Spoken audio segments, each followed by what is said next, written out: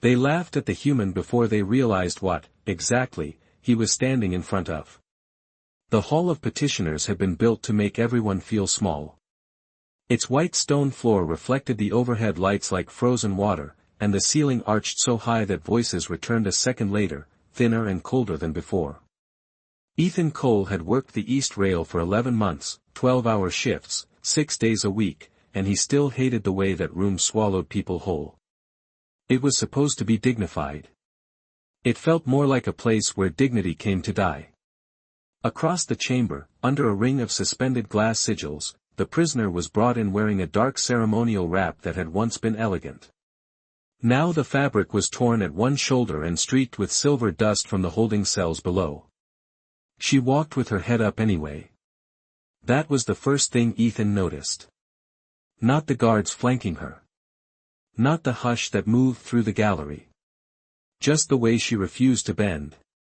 The crown on her head was the second thing he noticed. It was slender, almost delicate, a band of pale metal with 7 narrow prongs curving back like the ribs of a star. It should have been luminous. Everyone in the system knew that. But it was dark. Dead. Just a piece of metal resting against midnight blue hair. A woman without a lit crown in that room was not treated like royalty. She was treated like proof. "Look at that," someone said from the upper tier, loud enough to carry. The pet world sent one of theirs to babysit her. Laughter rolled through the chamber. Ethan did not turn toward it. He kept his hands clasped behind his back and his eyes forward, like training said. 8 feet away, the alien woman stopped at the center marker and lifted her chin toward the tribunal dais. Her skin caught the white light with a blue-green sheen, like sea glass under winter sun. There was something sharp in her face. Noble, maybe. Or just exhausted beyond fear. Ethan could not tell yet. One of the court attendants stepped too close as he adjusted the restraint field on her wrists. She did not flinch, but Ethan saw it then, a thin line of blood behind her left ear, almost hidden beneath her hairline. Fresh. Not dramatic. Just enough to say someone had already been rougher than they needed to be. "State your designation," the presiding clerk said. She did not answer. The pause that followed had weight to it. Then a nobleman near the front rail leaned back in his seat and smiled with open contempt. "She had a designation," he said. "Now she has an audience." More laughter. Ethan's jaw tightened. He kept it from showing everywhere else. The woman's gaze shifted then, not to the tribunal, but to him. It was brief. 1 second, maybe less. But it landed. Her eyes were not soft. They were bright and watchful and wounded in a way that had nothing to do with the cut behind her ear. She looked at him the way people looked at doors when every wall had failed them. Ethan hated that feeling. He knew it too well. The nobleman rose from his seat and descended 2 shallow steps, slow enough to make the room watch him. "Tell me, human," he said, voice smooth as polished stone, "does your kind always stand so close to fallen things?" Ethan heard a few scattered chuckles. He smelled hot circuitry from the light rigs above and the clean chemical scent of the waxed floor below. Everything in the room was bright. Everything in it was meant to be seen. That was why what he did next felt louder than a shout. He moved half a step forward. Not much. Just enough that his shoulder was now slightly between the prisoner and the men on the dais. The chamber noticed. The laughter stopped in pieces. Ethan did not look away. "She's injured," he said. His voice came out level. American flat. "Human." "Then she should have knelt sooner," the nobleman replied. Ethan's eyes flicked once more to the dark crown, to the blood at her ear, to the strange stillness in the woman standing behind him. Something in the air had changed. He could feel it like static before a storm. "Maybe," Ethan said quietly. "Or maybe everybody in this room is about to find out they've been mocking the wrong person." The room did not erupt all at once. It tightened. That was the strange thing Ethan would remember later. Not shouting. Not outrage. Just the way hundreds of expensive fabrics stopped rustling at the same time, the way polished shoes froze against white stone, the way even the suspended glass sigils above the tribunal seemed to hold their light a fraction too still. The nobleman on the lower step stared at Ethan as if he had begun speaking in some extinct language. Then his expression shifted into amusement again, but thinner now, less certain. "You overestimate yourself," he said. "No," Ethan answered, still looking forward. "I think all of you are underestimating the room." That earned him a murmur from the gallery, low and sharp around the edges. He should not have said it. A contract guard from Earth did not talk back in a high chamber of the Varian court. He knew that. He could practically hear his training officer from New Boston telling him to keep his eyes down, keep his mouth shut, keep his paycheck clean. But there were moments when common sense felt smaller than conscience, and Ethan had lived long enough to know which one he respected more. The presiding clerk rose from behind the crescent desk, robes falling in silver folds to the floor. "Human Security Officer Ethan Cole," she said, reading from the lit pane in front of her, "you are not recognized as a speaking party in this hearing." "Then recognize the medical issue," he said. "She needs treatment." The prisoner did not move at first. Then, beside him, she gave the smallest turn of her head. He could feel her attention now the way a man feels the heat of a lamp on one side of his face. She was studying him. Not trusting. Not grateful. Just measuring. That was fair. People in power always assumed kindness came with an invoice. The accused forfeited privileges when she refused to verify bloodline continuity, the clerk said. The words were clean. Bureaucratic. Too clean for what they meant. Ethan glanced again at the crown. Dark metal. 7 narrow spines. No glow. No pulse. Every story he had heard about the Varian royal line began and ended with those crowns. They were supposed to answer to living authority, not sit cold as scrap. Which meant either the woman was a fraud, or someone in this room had decided the truth would be more convenient if it stayed quiet. From the upper tier, another voice drifted down. Male. Old. Smug. Perhaps the human has confused pity for relevance. A few laughs came back, careful this time, as though the chamber was testing whether laughter still belonged to it. Ethan let out one slow breath. The air tasted faintly of ozone and frost from the environmental field hidden in the walls. Maybe, he said. But I know what head trauma looks like. That landed harder than he expected. Several people looked toward the left side of the woman's face, toward the place the blood had nearly dried beneath the blue-black line of her hair. The nobleman on the steps frowned. It was brief, but Ethan saw it. A crack. Hairline thin. Still there. The woman beside him lifted one restrained hand half an inch, as though to brush that hidden cut, then stopped herself before the field could tighten. Pride, Ethan thought. Or discipline drilled so deep it had become muscle memory. State your name, the clerk said to her again, sharper now. This time the answer came. Her voice was lower than Ethan expected, calm in a way that made the chamber feel childish around it. You already know my name. Not loud. Not dramatic. Just precise. The nobleman smiled again, but the expression had gone brittle. And yet your crown does not. For the first time, something moved across her face. It was small, almost nothing. Not fear. Not shame. Something older. Tired, maybe. The kind of tired that comes from watching people mistake silence for surrender. Ethan did not think about it before he moved. He reached up slowly, clearly, where everyone could see, and took off the white security mantle clipped at his collar.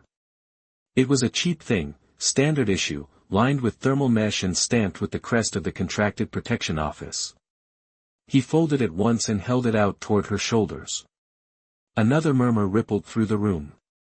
The woman looked at the mantle, then at him. If I put that on you, Ethan said, they have to admit you are under guard care, not public display. Her eyes narrowed slightly. There it was again, that measuring look, but closer now, less like a stranger appraising a door and more like someone trying to remember what trust had once sounded like. You would risk your station, she said. Lady, Ethan replied, I do not think my station was ever the point. For one breath, maybe two, the whole chamber seemed to lean toward them. Then she inclined her head the slightest bit, and Ethan stepped forward to settle the white mantle around the shoulders of the woman with the dead crown. The moment the white mantle settled over her shoulders, the hearing stopped pretending to be lawful. Ethan felt it in the air before anyone spoke. The chamber had been cold in the neat, controlled way expensive places like to be, but now the climate system seemed to hum a little louder, as if the walls themselves had begun paying attention. The fabric looked wrong on her at first. Too plain. Too human. A standard security wrap against ceremonial silk and a dead crown. But then she straightened beneath it, and somehow the cheap white cloth did not diminish her. It made everyone else look smaller. Remove that immediately, the nobleman snapped. He had lost the polished amusement now. What remained was something rawer. Not anger exactly. Fear of disorder.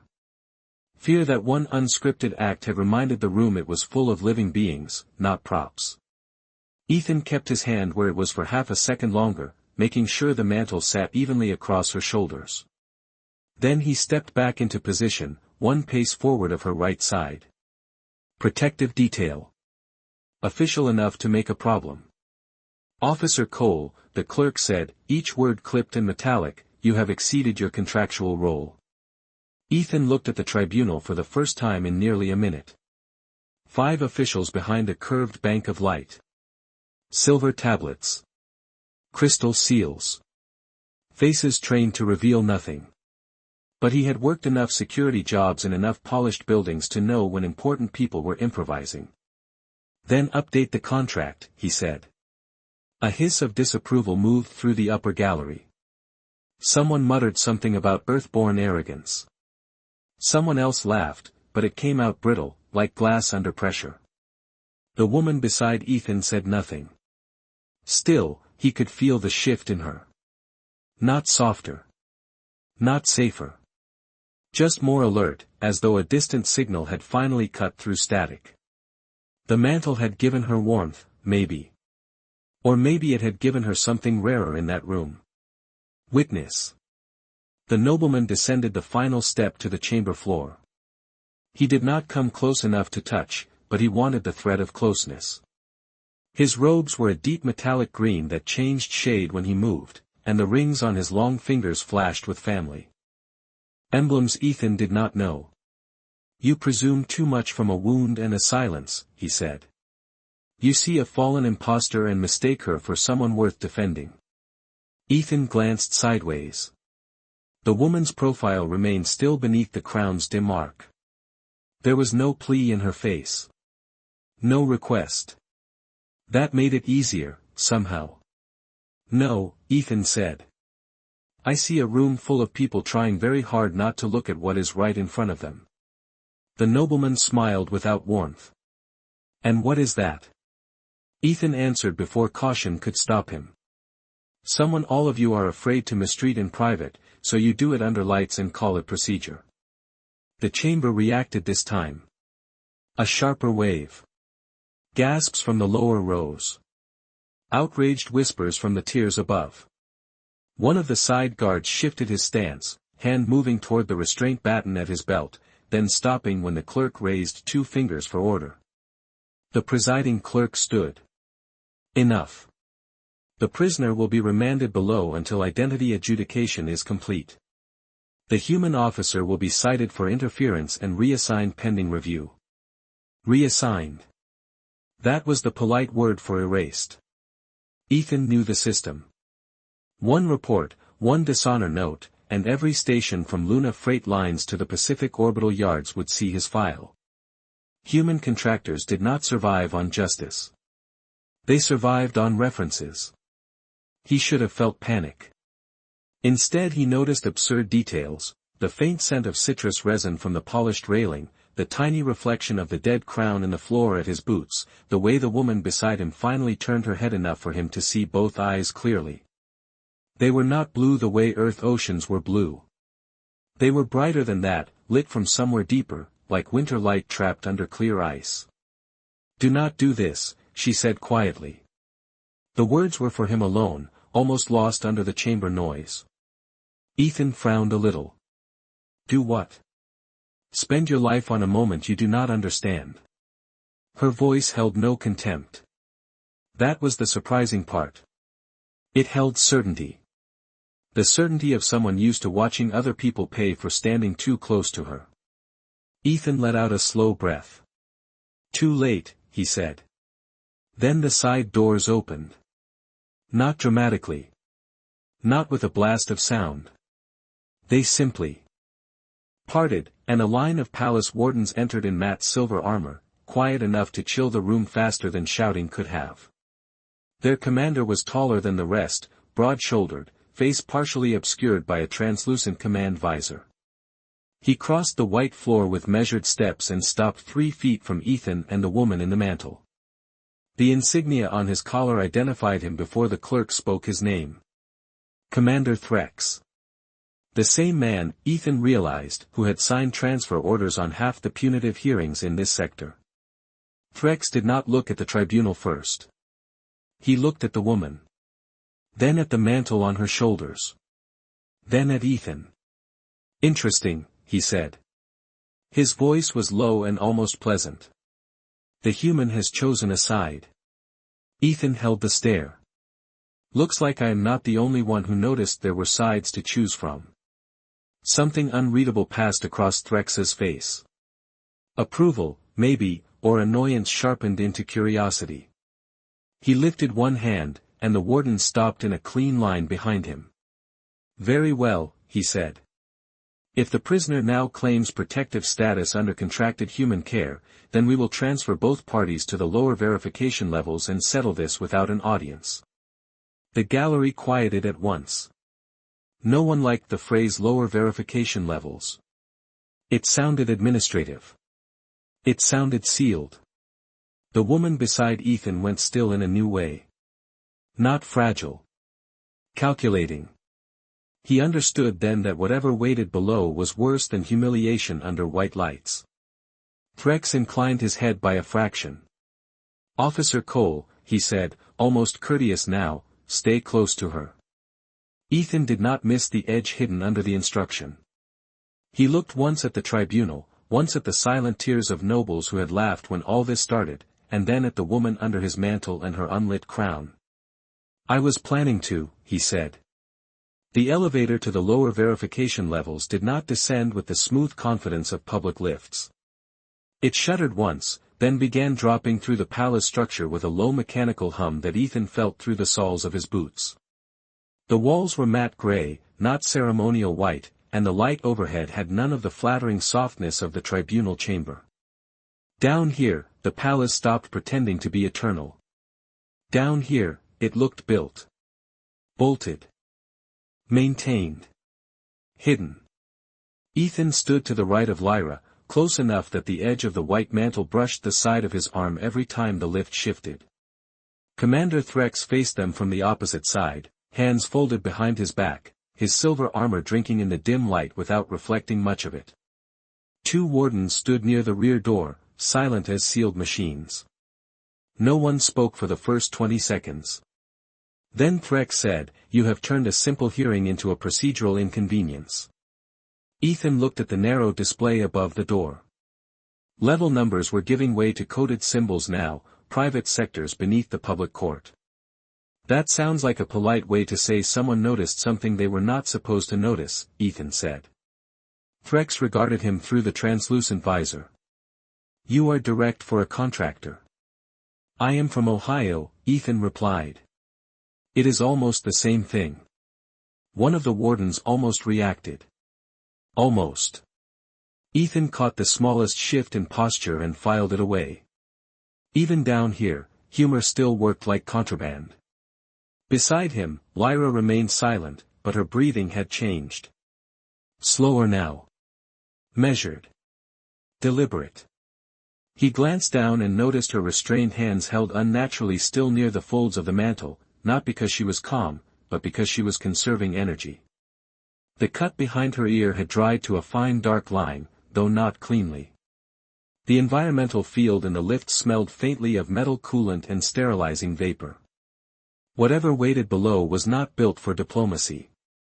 "You should not have spoken in the chamber," Lyra said at last, her voice low enough that only Ethan and perhaps Threx could hear. Ethan kept his eyes on the level display. "You mentioned that already. You did not understand me." "Probably not." That earned the faintest change in her expression. Not quite surprise.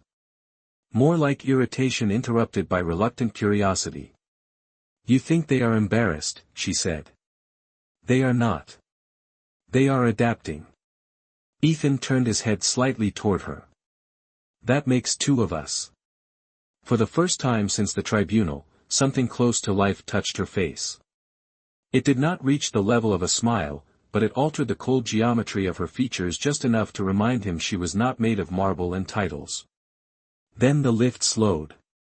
The coded symbols above the door vanished, replaced by a single horizontal line glowing amber. The doors opened onto a corridor that looked nothing like the upper palace. No banners. No polished railings. No gallery seating. Just a long industrial hall with exposed conduits overhead, narrow strips of blue maintenance light running along the floor, and sealed observation panels set at regular intervals into the wall. The air was cooler here by at least 10 degrees. Ethan guessed maybe 58 Fahrenheit. He could see the faint ghost of his own breath if he exhaled slowly enough. "Move," Threx said. Not harshly. That was what made it worse. Ethan stepped out first by instinct, then adjusted so Lyra remained half behind him as they started down the corridor. The wardens followed at a distance of maybe 8 feet. The place absorbed footfalls in a strange way, turning every step into a dull, expensive echo. On the left, through one of the dark observation panels, Ethan thought he saw the reflection of the crown for a second before realizing it was not a reflection.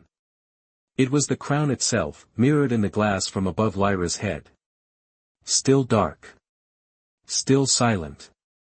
And yet something about it felt less empty down here, as if whatever system it answered to was nearer now. "What is this level?" Ethan asked. Threx answered without looking back. "Truth, when the court cannot afford witnesses." Ethan let that sit for 3 steps. 4. 5. "That is a terrible slogan," he said. Threx ignored him. They reached a security gate formed by 2 vertical columns of black alloy. No visible lock. No visible handle. Just a field seam between them shimmering like heat over asphalt. Threx placed his palm on the left column. A soft chime sounded. Text rippled across the surface in a script Ethan could not read, followed by a translation in trade tongue. Bloodline verification annex restricted. By Regent authority. Ethan felt Lyra go still beside him. Not frightened. Not exactly. More like someone hearing a name they had hoped would stay far away. Regent, Ethan repeated quietly. So that is who this is really for. Threx withdrew his hand. You are beginning to learn. The gate opened soundlessly. Beyond it lay a smaller chamber, circular, dim, and lined with pale instruments that rose from the floor like curved bones.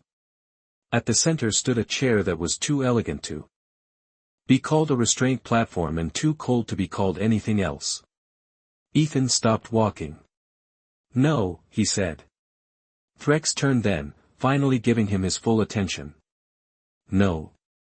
Ethan planted his boots on the threshold. She does not go in there alone. One of the wardens stepped forward, but Threx raised 2 fingers and stopped him. For a long moment no one moved. The blue floor lights hummed. Somewhere behind the walls, fluid pumps cycled with slow mechanical patience. Then Lyra spoke, and her voice had changed. It had become quieter in the way deep water is quiet.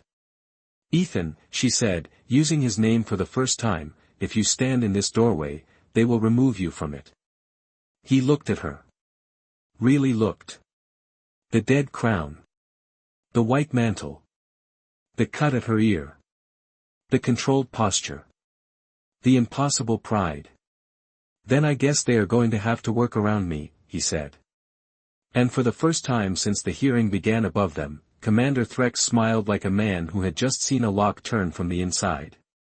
Commander Threx did not answer Ethan right away. That was the first sign the moment mattered. Men like him usually filled silence the way other people filled paperwork. With confidence. With procedure. With the quiet assumption that the room already belonged to them. But now he stood under the blue maintenance light with one hand still lifted from the gate column, watching Ethan the way a technician watches a machine begin doing something it was never designed to do. You misunderstand your leverage, Threx said at last. Ethan kept his boots planted on the threshold. That happens a lot around here. The two wardens behind Threx shifted by less than an inch, but Ethan heard the change in their breathing. Filtered. Controlled. Waiting. The circular chamber beyond the gate remained open and still, pale instruments curved inward around the center platform like ribs around an empty lung. It was too clean. That bothered him more than if it had looked openly cruel. Places built for respectable harm always looked clean. Beside him, Lyra stood wrapped in his white mantle, the cheap human fabric bright against the dim corridor and the dead crown above it. Up close, her control was almost unreal. No shaking hands. No wild eyes. No dramatic plea for rescue. Just an impossible steadiness held together by discipline and exhaustion. Ethan had seen soldiers like that once, back on a cargo escort out of Baltimore Station. People who looked calm because they had already counted every exit and found none. If she enters, Ethan said, I go with her. Threx turned his head a fraction. This annex is not calibrated for your species. Then calibrate it. That is not how royal systems function. Ethan glanced toward the circular room again. Funny. Everything around this place keeps sounding like a choice dressed up as physics. Threx's mouth almost moved. Not a smile. Something more restrained than that. Respect, maybe, pressed flat by training. You are persistent, he said. I am observant, Ethan answered. And I am starting to think everybody important in this building gets nervous when she is not isolated. The corridor went quiet after that. Not empty quiet. Listening quiet. Even the soft mechanical pulse in the walls seemed farther away.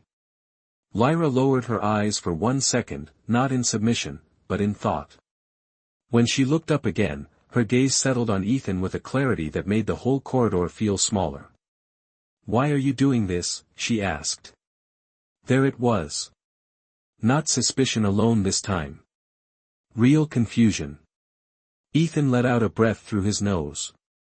He wished he had some sharp answer for her, something cinematic, something a better man in a better suit might have said. Instead he told the truth. Because everybody in this place keeps acting like your pain is administrative. Her expression changed in a way so slight most people would have missed it. The line of her mouth softened by maybe a millimeter. The ice in her eyes did not melt, but it shifted, cracked just enough to let light through. You are reckless, she said. I have been called worse by people with less jewelry. That nearly did it. The corner of her mouth moved before she stopped it, and for the first time Ethan saw the outline of the woman beneath the ceremony, beneath the injury, beneath the dead weight of whatever history sat in that crown. Threx noticed too. His visor caught a dull line of blue as he turned fully toward them. Enough, he said. The annex requires a living declaration of status before it will proceed. Ethan frowned. In trade tongue? No. In Varian. Lyra went still again. The kind of stillness that is louder than fear. And if she refuses? Ethan asked. Then the record remains unresolved, Threx said, and Regent Authority assumes custodial control. Ethan did not know much about Varian court law, but he knew what that meant from the way Lyra's shoulders tightened beneath the mantle. Not safety. Not review. Ownership by cleaner words. He turned toward her. Can you say it? She looked at the chamber beyond the threshold, then at the gate columns, then finally at him. Yes, she said. That is not the difficulty. Ethan waited. The blue floor lights cast a faint cool sheen along the edge of her jaw, catching at the dried line near her ear. When she spoke again, her voice had dropped low enough that it seemed made more of memory than sound. The crown is not only a symbol. It is a witness system. It responds to lineage, yes, but also to conditions of lawful bond, oath, and protection. It was designed so that a sovereign could never be fully recognized in the hands of someone who stood alone. Ethan absorbed that slowly. You are saying it needs context. I am saying, she replied, that for generations my world preserved the rituals and forgot the meaning. They kept the metal. They lost the vow. The corridor seemed colder after that. Ethan looked up at the dead crown, at the 7 narrow spines resting motionless in her dark hair.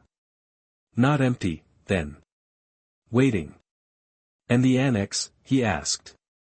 Lyra's eyes did not leave his. The annex will test whether I still carry royal continuity. But if the crown detects coercion, spectacle, or false guardianship, it will remain dark. Something clicked into place in Ethan's mind then, not fully, but enough. The hearing. The mockery. The demand for public humiliation. The insistence on isolation. They had not been proving she was powerless. They had been trying to make sure the system itself saw her abandoned. Threx folded his hands behind his back again. Now you understand why your presence is inconvenient. Ethan took one slow step forward, closer to Lyra, until he was no longer just blocking the doorway but standing with her at it. Side by side. No, he said softly.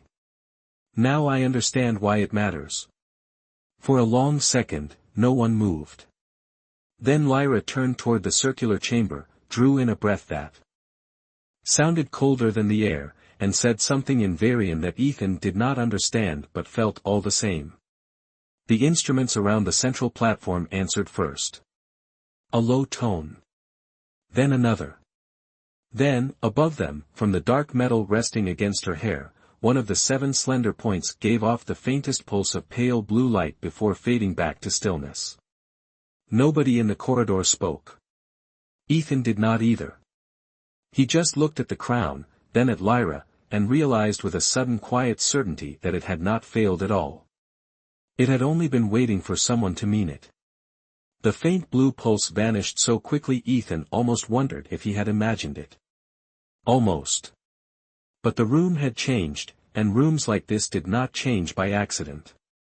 One of the curved instruments nearest the central platform brightened from pearl white to a colder shade, and a thin ring of symbols appeared in the air above the chair at the center, rotating slowly, silently, like a thought no one else was supposed to hear.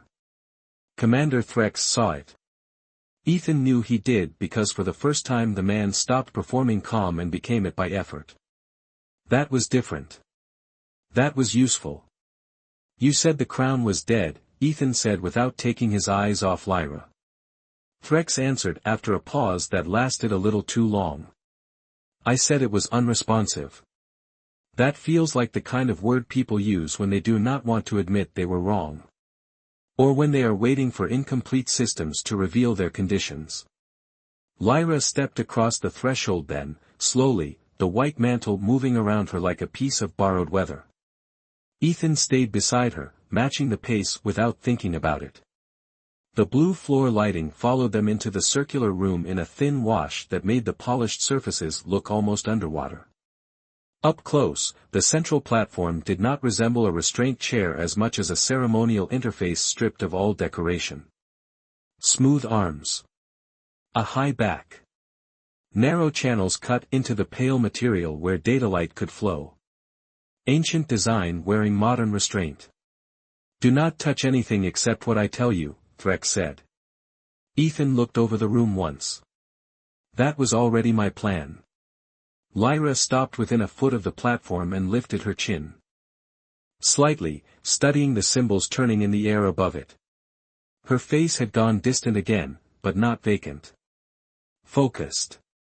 Ethan recognized the expression from technicians on deep hull repairs, the kind of concentration that came when one wrong motion could turn a machine from fragile to final. This annex is older than the upper court, she said quietly.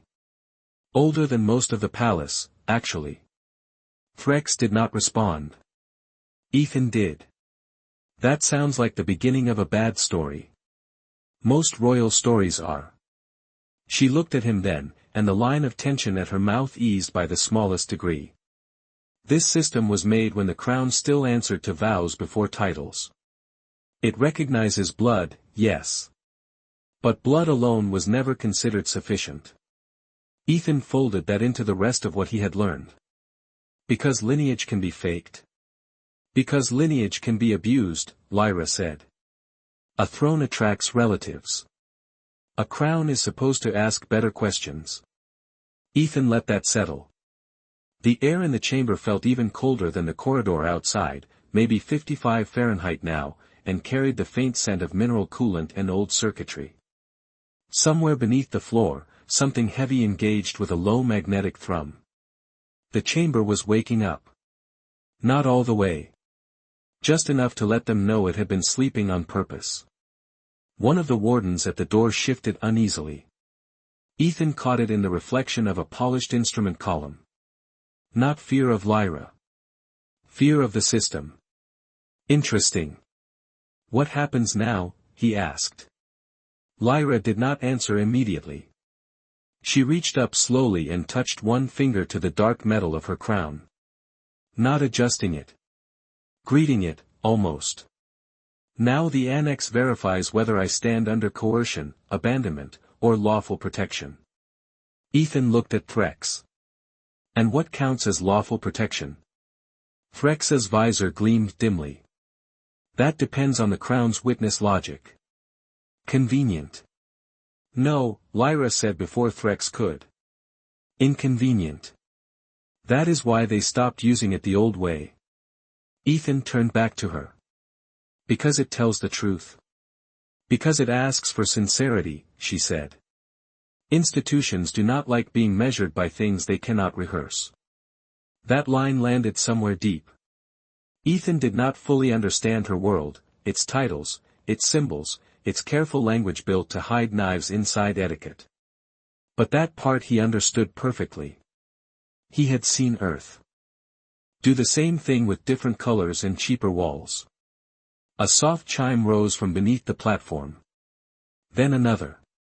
The ring of symbols above it slowed and tightened, drawing inward until the characters formed a narrow halo of pale blue script around Lyra's head. Her crown answered with a second pulse, brighter than the first, still brief but impossible to miss. 2 of the 7 prongs now held the faintest edge of light, like starlight caught in frost. The wardens at the door exchanged a glance. Threx did not move. That was answer enough. Ethan stepped half a pace nearer to Lyra without meaning to, close enough to notice the mantle had slipped slightly from one shoulder. He adjusted it gently, practical as tightening a field jacket against the cold. Lyra looked at him as his hand fell away. You should not be this close, she said. According to who? Ethan asked. According to every survival instinct you possess. He gave her a tired half-smile.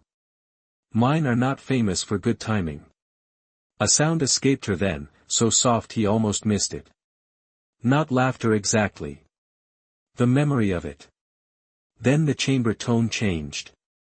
The low mechanical hum sharpened into a clear harmonic note, and new text unfolded in the air above the platform, no longer in Varian alone but translated into trade tongue line by line.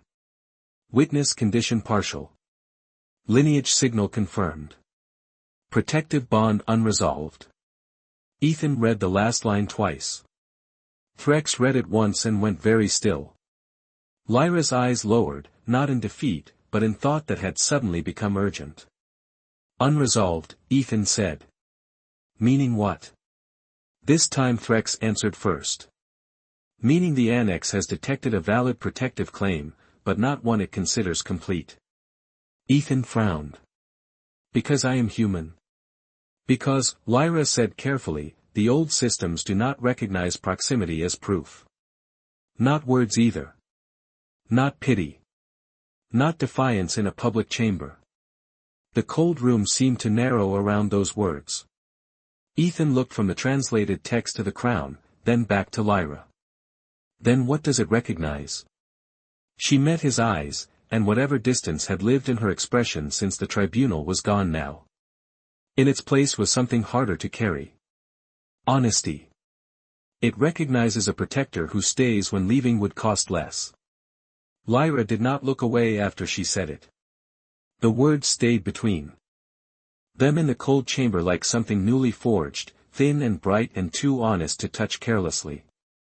Ethan glanced up at the translated line still suspended above the platform. Protective bond unresolved. It was the kind of phrase a machine would use when it did not know how to measure a choice a person had already made. He let out a slow breath and looked back at her. That is the test, he asked. Staying. Lyra lowered her hand from the crown. 2 of the 7 prongs still held that faint frost blue edge of light, not enough to command the room, but enough to make the room wait. Not staying in comfort, she said. Not staying in ceremony. Staying when the system gives you a cleaner exit. Ethan almost laughed, but there was no humor in him now. Only clarity.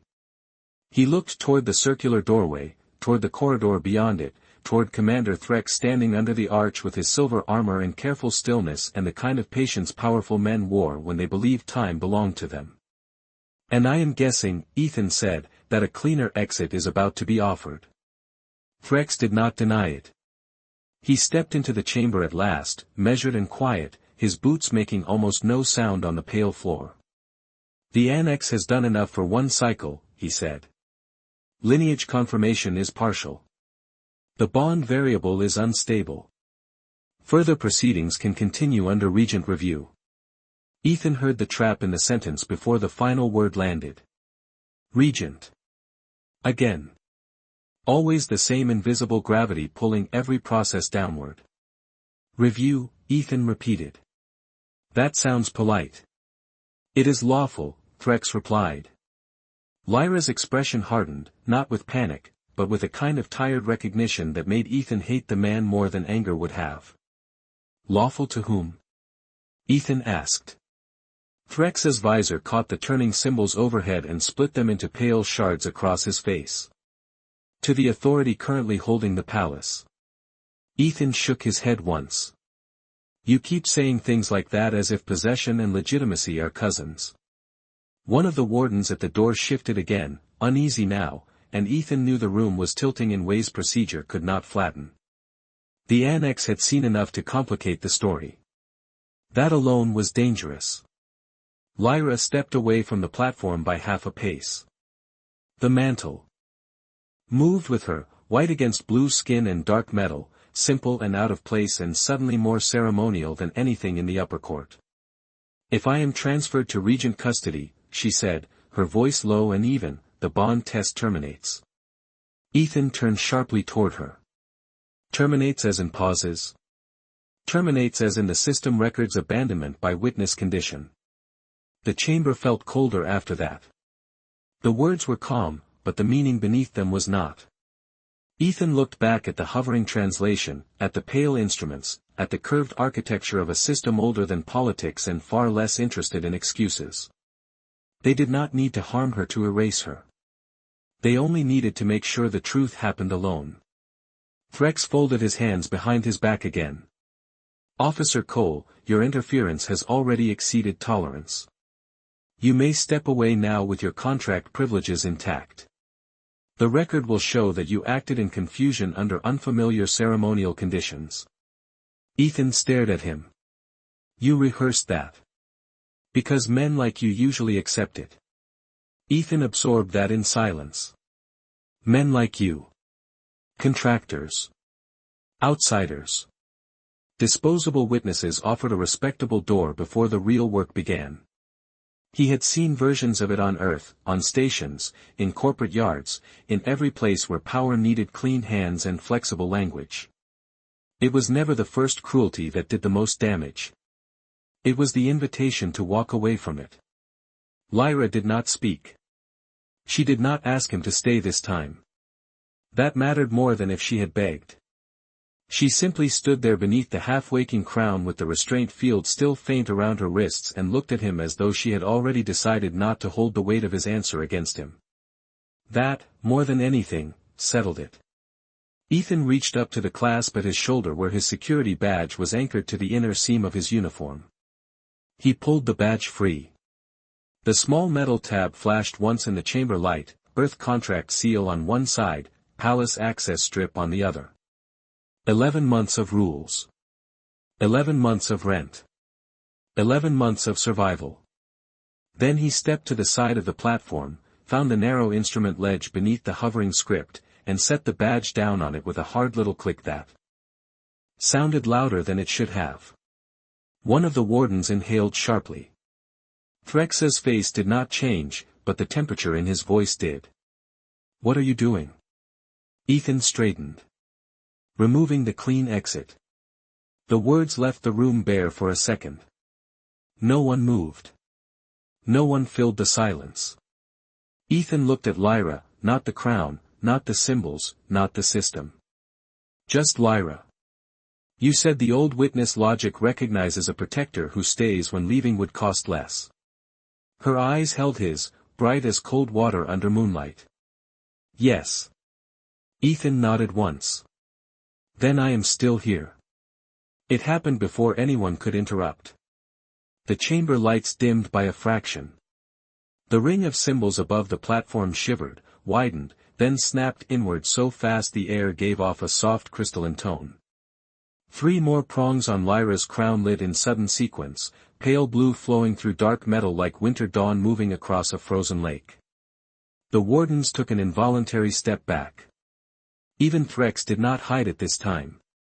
He had expected resistance. He had not expected response. New text unfolded above the platform, brighter than before, each line forming with calm mechanical certainty. Witness persistence confirmed. Protective bond escalating. Sovereign recognition pending. Ethan read the words once, then looked at Lyra. Something in her had changed too. Not power exactly. Not yet. But the loneliness around her had shifted, cracked open at the center. For the first time since the tribunal chamber above, she did not look like someone enduring a ceremony designed to unmake her. She looked like someone being seen by the one thing in the palace that still remembered what she was. Threx stepped forward at last, and the softness was gone from his voice now. "Seal the corridor," he ordered. "No signal leaves this annex." The wardens moved instantly. Somewhere outside the chamber, deep locking mechanisms engaged with a rolling metallic thrum. Ethan turned toward the doorway, then back to Lyra, then to the translated text still glowing over them like a verdict the building itself had not wanted to speak. "I take it that is bad," he said. Lyra's gaze stayed on the brightening crown reflected in the polished floor below them. "It means," she said quietly, "they no longer think this can be hidden by paperwork." Then she lifted her eyes to his, and for the first time there was no distance in them at all. Only urgency.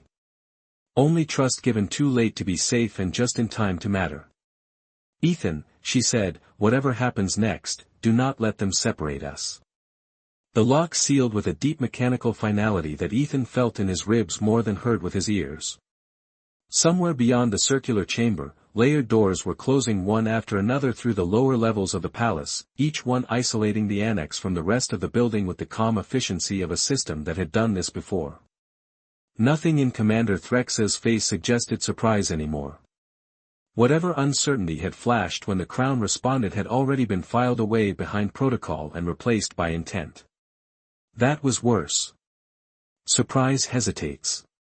Intent proceeds. Ethan shifted half a step, enough to place himself between Lyra and the doorway without making it theatrical. He did not have a weapon worth naming. Contract guards in diplomatic zones carried compliance tools, not battlefield gear, and his badge was already gone. All he had left was position, timing, and the increasingly dangerous fact that the chamber appeared to care whether he remained. "No signal leaves this annex," Threx repeated, more quietly now, as if saying it softly would make it lawful. One of the wardens moved to the wall console just outside the threshold. Blue status lines began cycling across the panel in quick vertical bands. Ethan caught fragments in trade tongue. External routing suspended. Archive relay redirected. Witness channel restricted. He looked up toward the floating text above the platform. Witness persistence confirmed. Protective bond escalating. Sovereign recognition pending. Pending. The word sat there like a fuse still burning. Lyra stepped closer to him until the edge of the white mantle brushed his arm again. Her crown had changed in the last few seconds, not only in light but in presence. 5 of the 7 slender prongs now held a dim blue radiance, and the metal no longer looked dead or ornamental. It looked aware. The pale glow reached into her hair and along the upper line of her cheekbones, turning the exhaustion in her face into something sharper, almost ceremonial. Not restored. Not yet. But no longer hidden. How long? Ethan asked without taking his eyes off Threx. Lyra understood anyway. Not long, she said. The annex is building a recognition lattice. Once it completes witness continuity, it will broadcast identity through the palace inheritance grid. Ethan let out a breath through his nose. And I am guessing our silver friend does not want that. No, Threx said before Lyra could answer. I do not. He stepped into the chamber fully now, and the wardens followed, spreading with practiced precision to either side of the entrance. Still no shouting. Still no overt threat. That was the part Ethan hated most about power when it was confident. It believed it could erase people politely. Officer Cole, Threx said, your presence has already altered a sovereign system beyond intended bounds. Step away from her and this can still end with your transport off-world rather than your detention beneath it. Ethan gave him a tired look. You keep offering me exits like they are favors. I am offering survival. No, Ethan said. You are offering distance. Lyra's restraint field flickered faintly around her wrists, a reminder that nothing about this was balanced yet.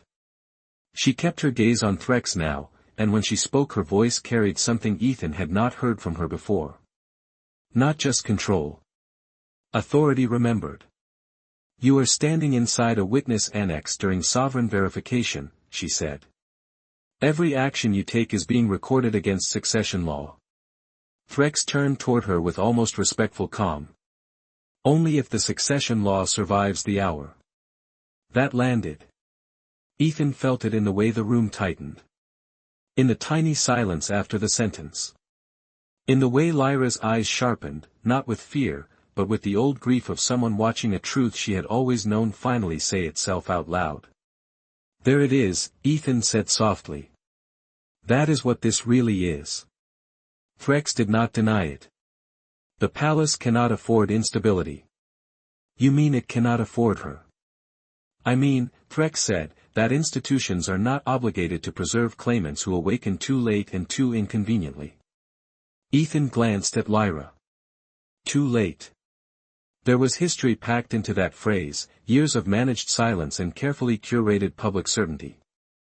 He saw it in the angle of her shoulders, in the way she seemed to absorb the insult without reacting because reacting would cost more than enduring. That settled something in him again, deeper this time. This was never only about a hearing.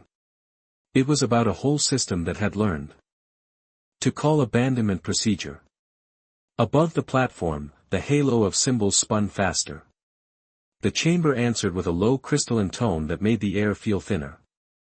New lines of text unfolded beneath the earlier ones.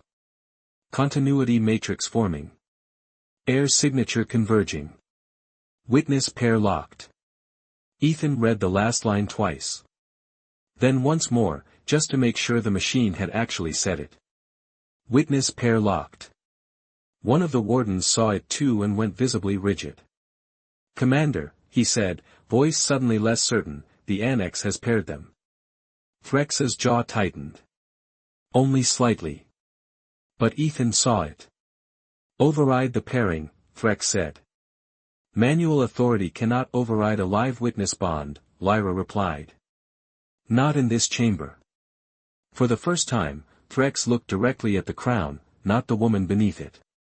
Calculation moved behind his visor like weather behind smoked glass.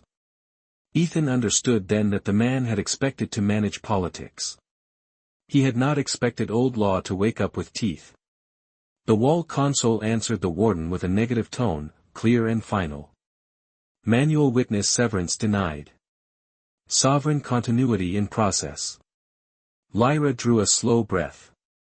The blue light from the crown deepened, reflecting in her eyes until they seemed to hold a winter sky inside them. "Ethan," she said quietly, and there was no formality left in his name now, no distance at all, "if the final recognition completes, the palace grid will open to me for 9 seconds before any secondary lock can be attempted." Ethan looked at her. 9 seconds. "It is enough," she said. "For what?" "For the truth to become public." Threx moved then, not violently, but decisively, the way a commander moves when he has run out of softer instruments. The wardens advanced one measured pace with him. Ethan shifted in front of Lyra without thinking, just as he had in the tribunal under the white lights, only now the room itself seemed to notice. The floor beneath the platform illuminated in a wide blue circle. A vertical curtain of faint light rose between the wardens and the center of the annex, not solid, not a barrier exactly, but a declared boundary. The chamber was choosing sides. Everyone saw it. No one spoke for a beat too long. Then Threx's composure cracked for the first time into something colder. "You think this human can legitimize a throne?" he asked. Lyra lifted her chin, crown glowing brighter with each word the annex translated into light around her. "No," she said. "I think he did something your court forgot how to do."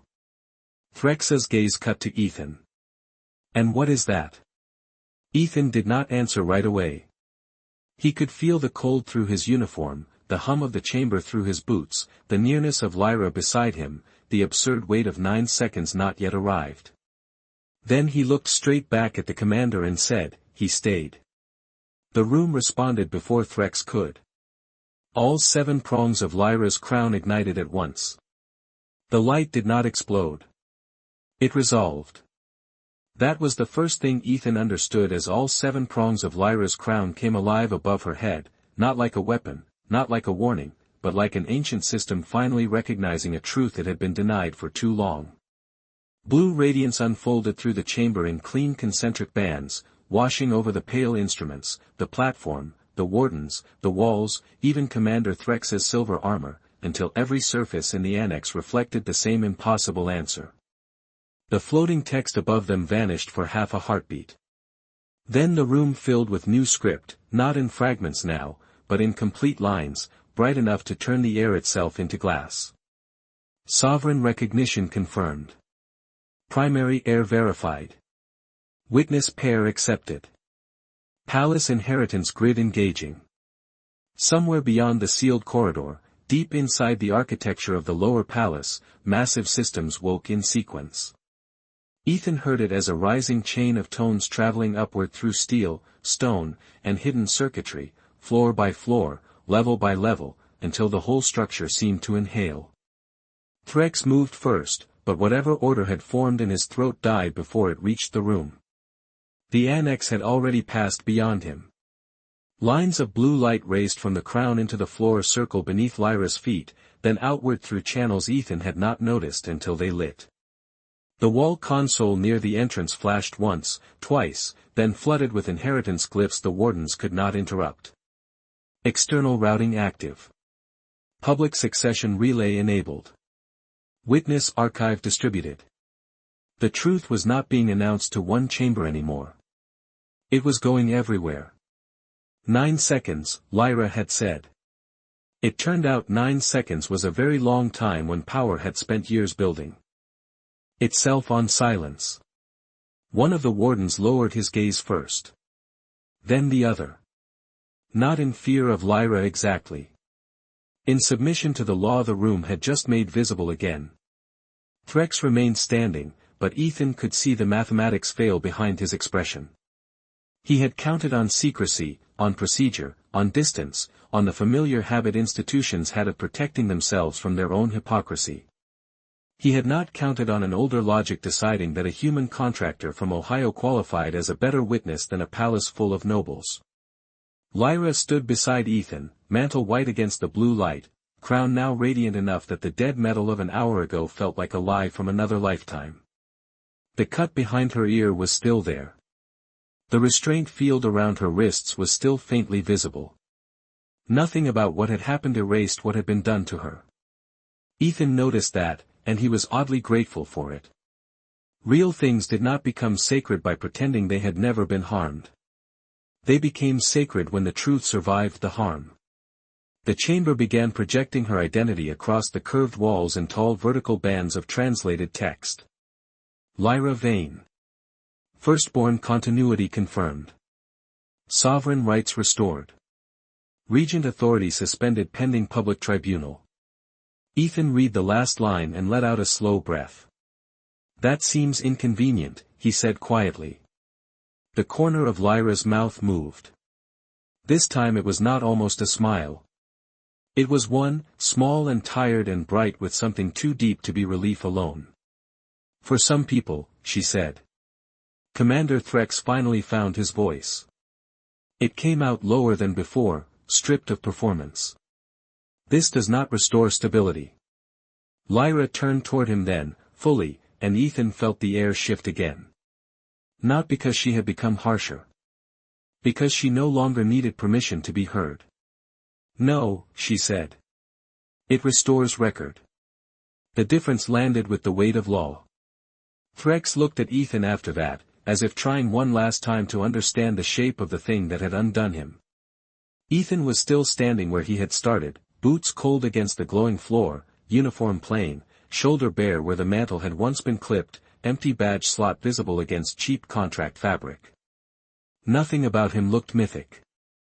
That was probably the point. Threx's gaze hardened once, then loosened into something more exhausted than defeat. You cost yourself a life here, he said. Ethan thought about the contract badge on the instrument ledge, about the wages it represented, the routines, the safe little invisibilities of a job that asked him to notice trouble and never become it. Then he looked at Lyra, at the crown reflected in her eyes, at the palace finally forced to witness what it had been hiding in plain sight. Maybe, he said. But not the part one wanted to keep. Silence followed. Real silence this time. Not ceremonial quiet. Not fear. Just the heavy, clean stillness that comes after a room has been told the truth in a language it cannot argue with. Then, one by one, the annex doors unlocked along the corridor outside. Signals resumed. Archive channels reopened. Distant voices began surfacing through the palace network like weather returning after a storm. Somewhere far above them, nobles, clerks, guards, attendants, and anyone with access to a public succession wall were seeing the same lines now. The same names. The same witness record. The same impossible detail that would be repeated in whispers before the hour was over and in history for much longer. Accepted witness, Ethan Cole. Human. Lyra saw it too. Her eyes moved once to the wall text, then back to him. For a moment she looked as though she might say something formal, something royal, something fit for archives and proclamations and rooms built to carry words farther than feeling. Instead she stepped closer and took the white mantle at her shoulders in both hands. Carefully, almost reverently, she lifted it free and offered it back to him. Ethan hesitated before taking it. The fabric was warmer now than when he had first given it to her. You should keep it, he said. It is yours, she answered. Her voice was soft, but the chamber held it anyway. It became visible only because you gave it without asking for anything in return. Ethan took the mantle, not because he wanted it, but because refusing would have cheapened the meaning she had placed in it. Behind them, one of the wardens dropped to one knee. Then the other followed. Not to Ethan. To Lyra. But neither of them missed what happened next. Lyra did not look at the kneeling guards first. She looked at Ethan. And before she acknowledged the law, the titles, the palace, or the inheritance grid that now belonged to her again, she bowed her head to the human who had stood beside her when doing so had cost more than leaving. It was not dramatic. That made it unforgettable. Commander Threx saw it. The wardens saw it. The chamber recorded it. A sovereign, newly restored, honoring not power, not blood, not rank, but witness. Ethan felt suddenly, acutely human in the middle of all that light. Not larger. Not chosen.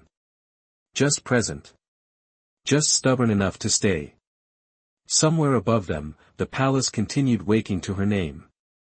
Somewhere ahead, there would be tribunals, reckonings, testimony, public fury, and all the slow machinery by which truth drags institutions toward accountability. But in the annex, for one suspended moment, none of that mattered yet. The blue light softened. The crown steadied. The room no longer felt like a trap. It felt like memory being corrected. Lyra lifted her head and finally looked past him toward the corridor, toward the world that would now have to face what it had tried to hide. Then she looked back at Ethan one last time, and there was warmth in her gaze now, not the warmth of ease, but of recognition earned under pressure. He had not raised a weapon. He had not delivered a speech. He had not become anything other than what he was. Human. Tired. Ordinary. Decent at the exact wrong time for everyone except the person who needed it most. And somehow that had been enough. Ethan folded the mantle once over his arm and stood beside the woman the palace could no longer deny. Around them, the last of the old silence broke apart under the sound of doors opening. But the quiet that replaced it was stronger. It stayed in the crown light. It stayed in the polished floor. It stayed in the space between them, where fear had been and trust now stood. In a palace built to recognize rank, the oldest system in it all had recognized something else first. Not lineage. Not ceremony.